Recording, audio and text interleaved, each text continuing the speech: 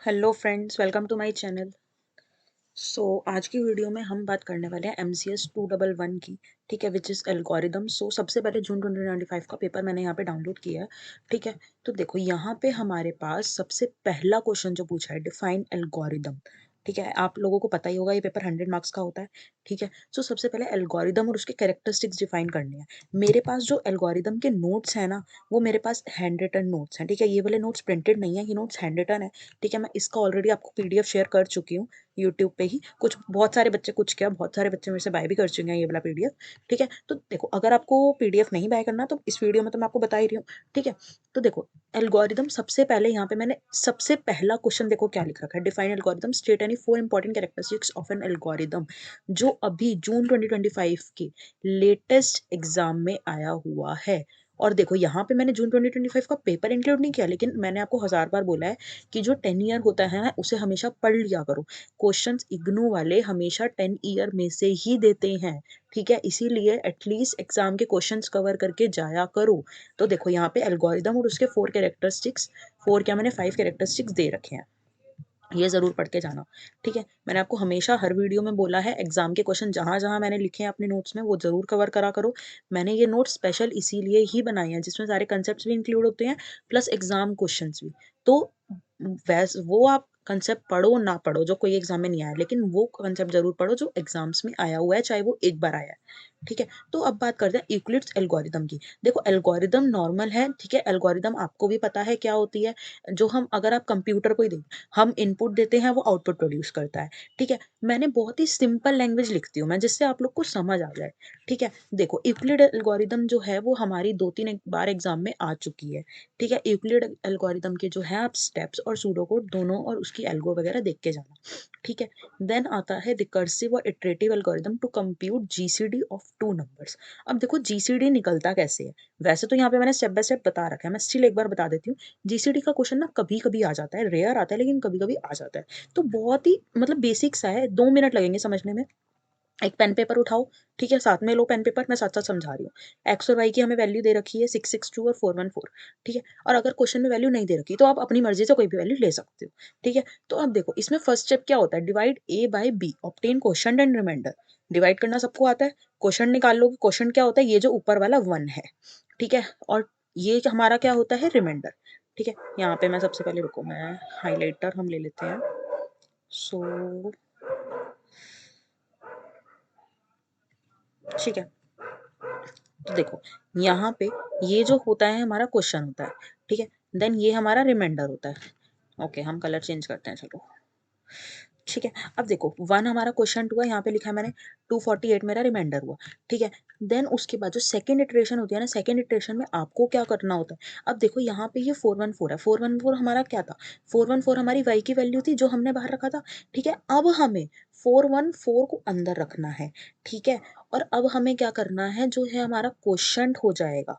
ठीक है, ये जो हमारा पहले रिमाइंडर था, अब यही हमारा यहाँ पे डिवाइजर बन जाएगा। ठीक है, तो अब देखो यहाँ पे इतना ध्यान रखना, जो यहाँ पे आपका देखो ऊपर जो हमारा यहाँ पे डिवाइजर था ना, तो ऊपर जो यहाँ पर हमारा डिवाइजर था, ये डिवाइजर हमारा 414 था। ठीक है, यहाँ पे जो हमारा डिविडेंड बनेगा वो 414 डिविडेंड बनेगा। ठीक है, और ये जो डिवाइजर 248 है, ये हमारा नेक्स्ट में डिविडेंड बन जाएगा। ठीक है, इतना याद रखना फ्रेंड्स। देखो जो ऊपर वाले में डिवाइजर हमारा होता है ना, वो नेक्स्ट वाले में क्या बन जाएगा, देखो डिवाइजर हमारा क्या बन जाता है। ठीक है, यहाँ पे ये क्या है, डिवाइजर हमारा डिविडेंड बन जाता है। ठीक है, और यहाँ पे जो आपका ये रिमाइंडर होता है ना, रिमाइंडर हमारा क्या बन जाता है, डिवाइजर। बस इस रूल को याद रखना, रिमाइंडर हमारा डिवाइजर बन जाता है। ठीक है, और अब देखो यहाँ पे हमें दो ही चीजें चाहिए होती हैं। हमें बस यहाँ पे नेक्स्ट क्वेश्चन में चाहिए होता है हमारा डिविडेंड कौन रहेगा और डिवाइजर क्या रहेगा।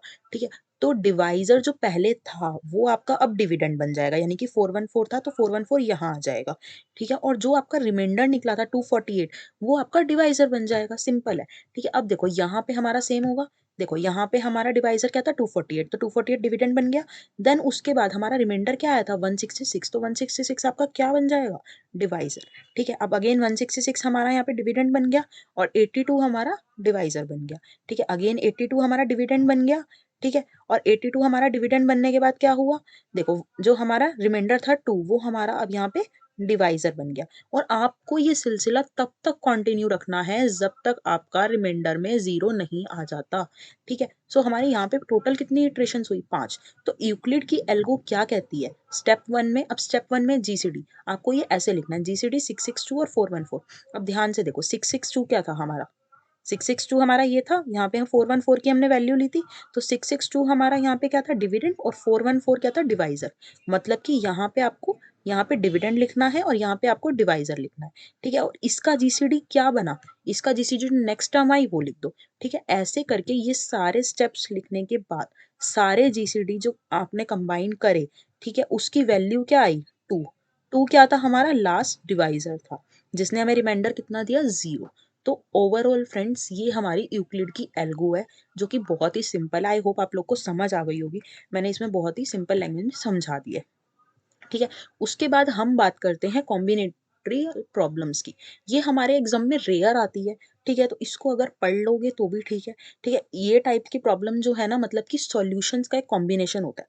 जैसे कि हम बोलते हैं ना, सपोज करो एक्स की वैल्यू जब हम रूट्स निकालते हैं तो वो +2 भी आ सकती है, -2 भी आ सकती है। कभी कभी होता है ना, प्लस माइनस वैल्यू एक ही है लेकिन उसकी प्लस वैल्यू भी है, माइनस वैल्यू भी है, तो उसके मल्टीपल सॉल्यूशंस है। ठीक है। तो इसी के लिए हमारी कॉम्बिनेशनल प्रॉब्लम्स जो होती हैं उसके मल्टीपल सॉल्यूशंस होते हैं। इसका मतलब बेसिकली ये होता है कि कोई ऐसा सॉल्यूशन फाइंड करना जो कि हर कंडीशन को सेटिस्फाई कर दे। ठीक है। तो इसके अंदर ना प्रॉब्लम आती है। ठीक है। अब जैसे कि ट्रैवलिंग सेल्समैन प्रॉब्लम है, independent set, graph colouring problem, ये जो है कैटेगराइज होती हैं एग्जांपल्स ऑफ कॉम्बिनेटरियल प्रॉब्लम्स। तो इतना ध्यान रखना, जो कॉम्बिनेटरियल प्रॉब्लम्स होती है ना, सिर्फ यही क्वेश्चन नहीं पूछा जा सकता आपसे। आपसे ये क्वेश्चन पूछा जा सकता है, ट्रैवलिंग सेल्समैन प्रॉब्लम जो है किसके अंडर आती है। ठीक है। तो इस चीज का प्लीज ध्यान रखना। मैं फिर से बता रही हूँ, कभी भी जब मेरे नोट्स पढ़ोगे ना, तो मैंने अपने नोट्स में उतनी डिटेल में लिख रखा होता है जिससे आपको साफ पता चल जाएगा। ठीक है। तो हम जरूरी नहीं आपसे हमेशा यही क्वेश्चन पूछना, आपसे ट्रैवलिंग सेल्समैन प्रॉब्लम भी पूछा जा सकता है। और अगर मेरे नोट्स में आपको वो नहीं मिली तो आप बहुत ही इजीली सिर्फ इतने पार्ट में से ना आप उसका सॉल्यूशन निकाल सकते हो ट्रैवलिंग सेल्समैन प्रॉब्लम का। ठीक है। ट्रैवलिंग सेल्समैन प्रॉब्लम क्या है, वो किसके अंदर आती है, कॉम्बिनेटरियल प्रॉब्लम्स क्या होती है, इग्नू वाले कंटेंट मांगते हैं, मैं कितनी बार बोल चुकी हूँ। देखो देन आती है आपकी प्रॉब्लम सॉल्विंग टेक्निक्स, जो कि बहुत बहुत बहुत इंपॉर्टेंट है।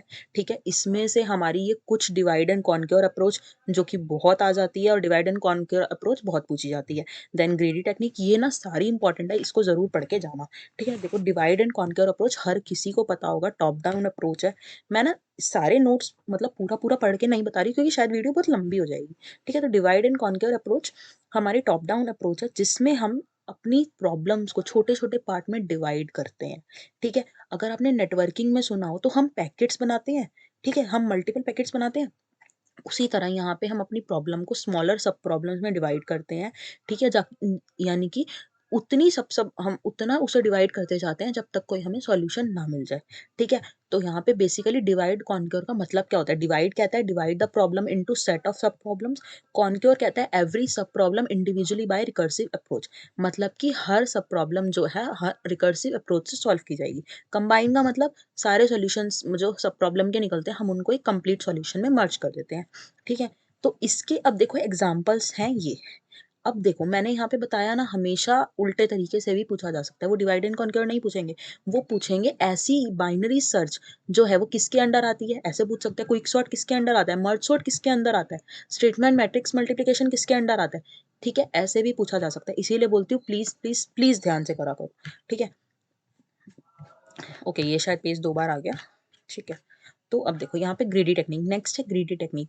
ग्रीडी टेक्निक कभी कभी पूछी जाती है। ठीक है। यहाँ पे फिलहाल के लिए देखो, यहाँ पे मैंने लिख भी रखा है डिवाइड एंड कॉन्क्योर अप्रोच। और यहाँ पे इस वाले क्वेश्चन में यानी कि डायनेमिक प्रोग्रामिंग में डिफरेंस पूछा गया है, list 3 problems which use those approaches repetitively. ठीक है। ये क्वेश्चन पूछा गया है। तो ग्रीडी टेक्निक अभी के लिए नहीं आया हुआ, लेकिन ग्रीडी टेक्निक के लिए मैं आपको इतना जरूर बता रही हूँ, इसके जो एग्जाम्पल हैं वो ये हैं। ठीक है। इसमें से अब ध्यान से देखो, इसमें ये भी पूछा जा सकता है फ्रैक्शन फ्रैक्शनल नैपसैक प्रॉब्लम जो है वो कौन सी टेक्निक को यूज करता है, वो ग्रीडी टेक्निक को यूज करता है। मिनिमम कॉस्ट स्पैनिंग ट्री किससे निकलती है, ग्रीडी टेक्निक के उससे। क्रुशकल और Prim's minimum cost spanning tree के एग्जांपल है। Dijkstra shortest path. तो इतना ध्यान रखना, क्वेश्चन के अंदर सब क्वेश्चन बनता है। आपने अगर ये कंसेप्ट पढ़ा होगा ना तो आपको ये समझ आ जाएगा कि इसके अंदर कौन सा निकल रहा है। उसके बाद आता है डायनेमिक प्रोग्रामिंग। ठीक है, dynamic programming divide and conquer approach से ही सिमिलर है। ठीक है, ये जैसे हम उसमें हम क्या करते थे, प्रॉब्लम को सेवरल सब प्रॉब्लम्स में डिवाइड करते थे। ठीक है, रिकर्सिवली। इसमें हम क्या करते हैं, ये रिकम्प्यूटेशन अवॉइड करता है। ठीक है, लेस टाइम लेता है, स्ट्रेट फॉरवर्ड मेथड है। ठीक है, तो अब देखो ये कौन कौन सी प्रॉब्लम को सोल्व करता है, इनको chain matrix, travelling salesman, all pair shortest path, Floyd algo. तो मैं इसीलिए बोलती हूँ जो हमेशा यहाँ पे अब मैंने बोला ना ये टॉपिक इंपॉर्टेंट है, ये टॉपिक इसीलिए इंपॉर्टेंट है क्योंकि इसके अंदर ही आपको सब पार्ट्स का पता चल रहा है। डिवाइड एंड कॉन्क्योर का यहाँ पे पता चल गया, मैंने बताया binary search, quick sort, merge sort, statements matrix. ठीक है, ग्रीडी टेक्निक का ये पता चल गया इन प्रॉब्लम्स को। ऐसी डायनेमिक प्रोग्रामिंग इन प्रॉब्लम्स को सॉल्व करता है। ठीक है, ब्रांच एंड बाउंड जो है वो इन प्रॉब्लम को सॉल्व करता है। ठीक है, रैंडमाइज एल्गोरिदम, ये एक नॉर्मल रैंडमाइज एल्गो है। ठीक है, बैक ट्रैकिंग एल्गोरिदम। ठीक है, ये इसीलिए मैं बोलती हूँ बहुत ही इंपॉर्टेंट है, इसको जरूर पढ़ के जाना, एटलीस्ट इन 6 के बारे में पढ़ जरूर लेना। ठीक है, अब आता है प्रिंसिपल ऑफ इंडक्शन। देखो मैंने यहाँ पे ना कुछ नोट्स भी लिखे हैं। ठीक है, एक सेकेंड, आपको शायद से पूरे नोट्स विजिबल नहीं होंगे, so let me clear this. तो देखो, अगर इसका आपको अगर आपको इसका स्क्रीनशॉट लेना है ना तो स्क्रीनशॉट ले लो, मैं अभी आपको पूरा शो कर देती हूँ। इसमें ना मैंने यहाँ पे अच्छे से लिख रखा है। ठीक है, कि एग्जाम के लिए कौन कौन से क्वेश्चन इंपॉर्टेंट हैं। देखो, सॉर्टिंग में linear search, binary search, quick sort, bubble sort, merge sort, selection sort जरूर पढ़ के जाना। ठीक है, और breath first search, depth first search का एक अलग से टॉपिक है, बीएफएस डीएफएस का, इसके बीच में डिफरेंस भी पूछा जा सकता है, ये अलग अलग भी आ सकता है। नोटेशन में बिग, थीटा, ओमेगा। ठीक है, यहाँ पे सॉरी 3 नोटेशन होती है, मैंने तीनों के नाम नहीं लिखे, तीनों के नाम आप लिख लेना। ठीक है, तो इसके आप यहाँ पे तीनों के नाम लिख लेना। ठीक है, एक हमारे पास थीटा होता है, एक ओमेगा होता है और एक बिगो होती है। ठीक है, अब देन आता है एल्गो। एल्गो के अंदर Strassen's matrix multiplication, Floyd Warshall, Prim's, Kruskal, Dijkstra, Euclid, Karatsuba, divide and conquers, based algorithm. ठीक है, और प्रॉब्लम के अंदर NP complete, NP hard, fractional knapsack और कुछ अदर टॉपिक्स में matrix chain multiplication, mathematical induction, minimum cost spanning tree. इसका screenshot लेना है, स्क्रीनशॉट ले लो, लेकिन ये कुछ टॉपिक हैं जो एग्जाम के लिए इंपॉर्टेंट हैं। ठीक है, तो इस क्वेश्चंस का स्क्रीनशॉट ले लो। ठीक है, क्वेश्चंस ये सारे कंसेप्ट पढ़ के जाना और इन कंसेप्ट्स में ये याद रखना, इनकी कॉम्प्लेक्सिटी जरूर पढ़ के जाना। Minimum sorry best case, worst case, इनकी कॉम्प्लेक्सिटी जरूर पढ़ के जाना। ठीक है, कॉम्प्लेक्सिटी वगैरह और इन कंसेप्ट के बारे में जितना मेरे नोट्स में लिखा होगा वो जरूर पढ़ के जाना। ठीक है, देन अगेन आता है हमारा प्रिंसिपल ऑफ इंडक्शन। मैंने अभी आपको बताया प्रिंसिपल ऑफ इंडक्शन मेरे नोट्स में, अभी मैंने आपको इंपॉर्टेंट टॉपिक्स में बताया। तो इसमें सबसे पहले आपको कोई भी यहाँ पे वैल्यू दे रखी होगी। ठीक है, उसमें आपको सबसे पहले n की वैल्यू 1 लेके करना है। एन की वैल्यू 1 लोगे तो लेफ्ट साइड में यहाँ पूरा पुट नहीं करना, यहाँ पे जहाँ पे एन होगा सिर्फ वहां पुट करना है। अगर डिस्क्रीट मैथमेटिक्स में, अगर आप मेरी डिस्क्रीट मैथमेटिक्स की सीरीज में जाओगे, वहां मैंने प्रिंसिपल ऑफ मैथमेटिकल इंडक्शन करा रखा है। ठीक है, तो उसको अच्छे से देख लो, यहाँ पे मैं फिलहाल के लिए रिपीट नहीं कर सकती, आप उस वीडियो को जाके देख लो। अगर चाहो तो मैं उस वीडियो का लिंक डाल दूंगी डिस्क्रिप्शन में। ठीक है, तो जरूर पढ़ के जाना। कभी कभी ये फ्री फंड में 5 मार्क्स का क्वेश्चन आता है, मैं नहीं चाहती आप लोग ये 5 मार्क्स गवाओ, बहुत ही सिंपल आता है। ठीक है, क्योंकि ये मैथ्स का सब्जेक्ट नहीं है, सिर्फ एल्गो है, तो वो नॉर्मल सी वैल्यू देंगे। ठीक है, इसीलिए प्लीज इसको करके जाना, मैं डिस्क्रिप्शन में इसका लिंक जरूर डाल दूंगी। ओके, देन आता है पीएमआई का यूज करके आप ये दिखाओ n is divisible by 6, n is a non negative integer. ठीक है, अगेन ये हमारा नॉर्मल क्वेश्चन है। ठीक है, तो fn की वैल्यू, अगर आपने ये ऊपर वाला पार्ट समझ लिया मेरी वीडियो देख के, तो आई होप आप लोग को ये पार्ट समझ आ जाएगा, क्योंकि ये मैंने उसमें वैसे करा रखा है। ठीक है, तो मैं एक बार उसमें लिंक डाल दूंगी। अब देन आती है हमारी असिम्प्टोटिक नोटेशन। मैंने अभी आपको इंपॉर्टेंट टॉपिक्स में बताया, ये जरूर आ जाती है, इनके बीच का डिफरेंस आ जाता है। और इसके एक बार क्वेश्चन देखो, यहाँ पे कितने सारे पूछे गए हैं। ये देखो, हर एग्जाम में मोस्टली 5 मार्क्स का या 10 मार्क्स का क्वेश्चन पूछा ही गया। तो आई होप सो आप लोग को इतना समझ आ रहा होगा कि हमें कौन से क्वेश्चन में कौन से उसमें क्या करना है। ठीक है, बिग ओ नोटेशन, ये देखो इसका मैंने यहाँ पे वैल्यू भी बना रखी है, इसका ग्राफ भी बना रखा है। ठीक है, और इसका जो क्वेश्चन आया हुआ है वो मैंने आप लोग को क्वेश्चन भी करके दिखा रखा है। ठीक है, देखो बाकी के क्वेश्चन भी ऐसे ही होंगे, लर्न करते टाइम रफ में प्रैक्टिस करेंगे, या एक ही क्वेश्चन करा। मैंने हर एक चीज लिख रखी है फ्रेंड्स, क्योंकि ये मैंने अपने लिए नोट्स बनाए थे जब मैं पढ़ रही थी। ओके, देन आता है big omega notation. Big omega notation में यहाँ पे देखो इसकी वैल्यू अलग हो जाती है, इसका थोड़ा ग्राफ अलग हो जाता है। ठीक है, यहाँ पे भी मैंने आपको ये करके दिखा रखा है। देन आती है थीटा नोटेशन, टाइट बाउंड। देखो यहाँ पे भी आपको ग्राफ वैल्यू सब मिलेगा। ठीक है, अब आता है हॉर्नर्स मेथड। नोटेशंस के बाद आता है हॉर्नर्स मेथड। ये मैंने अपने इंपॉर्टेंट क्वेश्चंस में नहीं लिखा क्योंकि ये कभी कभी आता है, इसलिए मैंने नहीं लिखा। मैंने वहाँ पे वही चीज़ें लिखी हैं जो बहुत ज़्यादा रिपीट होती हैं। ठीक है, हॉर्नर्स मेथड का जो है ये प्रैक्टिकल एग्जाम्पल है। इसको अगर करोगे इटरेशन वाइज तो ये आपको देखकर भी समझ आ जाएगा, इसमें मुझे इतना टिपिकल नहीं लगा। ठीक है, तो ये आपको नॉर्मल देख के समझ आ जाएगा, कभी कभी आता है इसलिए मैं इसको इतना डीप में नहीं एक्सप्लेन करूंगी। हाँ, सॉर्टिंग में जरूर पढ़ के जाना, सारे सॉर्ट्स पढ़ के जाना, चाहे बबल सॉर्ट हो, मर्ज सॉर्ट हो, हीप सॉर्ट हो, whatever it is, quick sort, हर एक सॉर्ट पढ़ के जाना प्लीज। ठीक है, देखो बबल सॉर्ट की यहाँ मैंने डिफाइन दे रखी है। ठीक है, उसके बाद बबल सॉर्ट का मैंने एग्जाम्पल भी दे रखा है। देखो अगर आपको बबल सॉर्ट या कोई भी सॉर्टिंग में अगर आपको सॉर्टिंग की डिफाइन पढ़ के समझ नहीं आ रहा ना, उसका ये ऐसे ऐसे एग्जाम्पल देख लो। ठीक है, उसका यहाँ पे आप एग्जाम्पल भी देख लो कि आपको सिंपल उसमें समझ आ जाएगा। क्योंकि देखो यहाँ पे देखो 15 और 10 मैंने यहाँ पे बनाया ही ऐसे, 15 और 10 को मैंने सॉर्ट किया, 10 और 15 बना। ठीक है, देन हम 15 और 13 को सॉल्व करेंगे, यहाँ 13 और 15 बनेगा। ठीक है, 5 और 9 को सॉल्व करा, यहाँ 9 और 15, ऐसे करते करते पूरे में करना है। ठीक है, तो आई होप सो ये हो जाएगा। Then total number of comparison लिखने हैं। ठीक है, उसके बाद आता है रेकरेंस रिलेशन। रेकरेंस रिलेशन पूछा जाता है लेकिन उससे ज़्यादा इसके मेथड्स पूछे जाते हैं, जो कि सब्स्टिट्यूशन मेथड है। ठीक है, एज मैंने जहाँ पे ये मेंशन नहीं कर रखा क्योंकि ये कम आता है। ठीक है, हाँ तो फिर आते हैं मास्टर मेथड पे।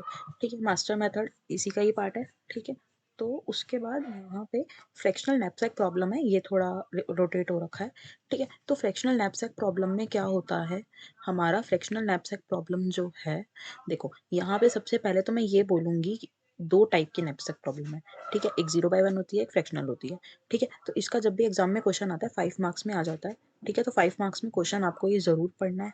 ठीक है, इसे हम ग्रीडी टेक्निक के उसमें ही सॉल्व करते हैं। तो इसकी यहाँ पे जो है इसका एक मेथड होता है, इसकी मैंने एक एल्गो दे रखी है। ठीक है, तो उस एल्गो को जरूर पढ़ लेना। 0/1 नैपसैक प्रॉब्लम भी दे रखी है, इसको भी नैपसैक प्रॉब्लम बोला जाता है। ठीक है, तो यहाँ पे भी ये दे रखी है। ठीक है, उसके बाद यहाँ पे ये देखो, ये जो मैं मेथड की बात कर रही थी वो ये है। ठीक है, तो आप इसको देख सकते हो। देन उसके बाद हम पढ़ेंगे, यहाँ पे मैंने एक क्वेश्चन दे रखा है। देखो 0/1 नैपसैक प्रॉब्लम का ही यहाँ पे ये ऐसे आता है क्वेश्चन। ठीक है, और ये आई गेस एग्जाम में भी आया हुआ है।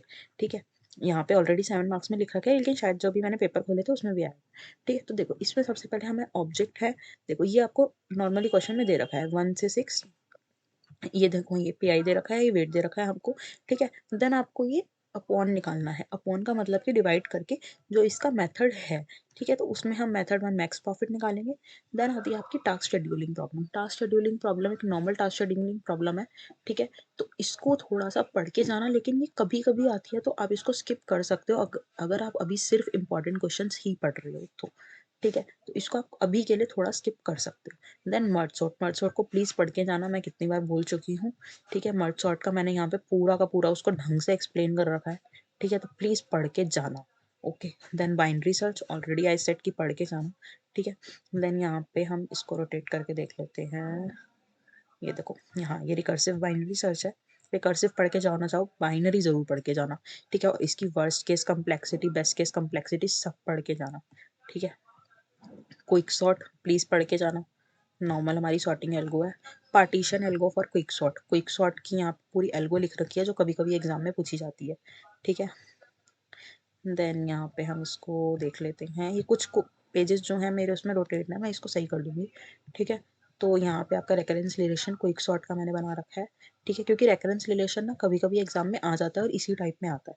ठीक है, तो देखो randomisation partition of quick sort, मैंने आपको हर एक एग्जाम का क्वेश्चन दे रखा है। ठीक है, जो भी एग्जाम में आए हुए हैं ना वो सब आपको मेरे नोट्स में ज़रूर मिलेगा, उसके स्टेप बाय स्टेप नोट्स मिलेंगे।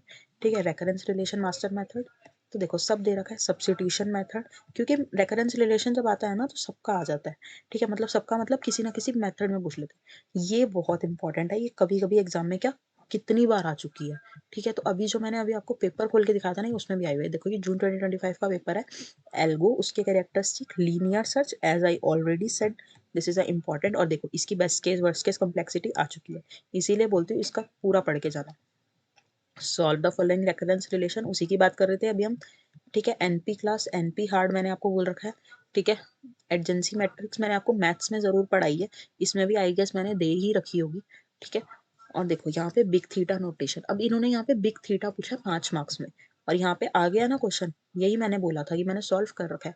Big theta, big O, big omega, तीनों पढ़ के जाना। ठीक है। Consider the four following matrix and their dimension, find the optimal parenthesization of matrix chain multiplication A cross B cross C cross D. Matrix chain multiplication बहुत बार आता है फ्रेंड्स, और फ्लॉइड वार्शल एल्गो, ये क्वेश्चंस ना कुछ एकदम repeated वाले क्वेश्चन है। ठीक है। स्ट्रेसिन मेथड मल्टीप्लिकेशन एल्गो, ये मैंने अभी आपको दिखाई है। ठीक है। क्विक सॉर्ट, मड सॉर्ट, ठीक है। प्रिम्स एल्गोरिथम, मैंने बोला प्रिम्स क्रुस्कल डिस्कास्त्रा जरूर आ जाती है। ठीक है। फ्रैक्शनल नैपसैक अभी हमने देखी थी। देखो आ गया उसका क्वेश्चन, यही मैंने बोल रखा था कि एग्जाम में आया हुआ है, डिस्कास्त्रा एल्गोरिथम। ठीक है। देन आता है एनपी कंप्लीट और एनपी हार्ड में डिफरेंस। ठीक है। Clique problem, then use of master method. ठीक है। तो सब कुछ आपको मेरे नोट्स में जरूर मिलेगा। अगर मैं आपको दिसंबर 2024 के इसकी बात करूँ, उसमें पहला क्वेश्चन है Euclid algorithm to find GCD, जो अभी हमने जीसीडी देखा था। ठीक है। तो देखो स्ट्रेसिन मेथड मल्टीप्लिकेशन एल्गो नॉर्मल, ये पढ़ लेना इसको। इसके बाद हम आते हैं, हमारी ये मैंने इसी का ही है, ये भी इसका है लिमिटेशन। हाँ, एडजेंसी मैट्रिक्स है मेरे उसमें। ठीक है। देन एडजेंसी लिस्ट भी है। ठीक है। इसका हमने वो भी दे रखा है। Depth first search, binary first search, sorry breadth first search मैंने आपको ऑलरेडी बोल रखा है। ठीक है। यहाँ पे मैंने देखो ब्रेडथ फर्स्ट सर्च आ गया, इसकी टाइम कॉम्प्लेक्सिटी। टोपोलॉजिकल सॉर्ट कभी कभी आता है, अभी के लिए स्किप कर सकते हो अगर ज़्यादा टाइम नहीं है पढ़ने के लिए, ज़्यादा टाइम है तो पढ़ लेना।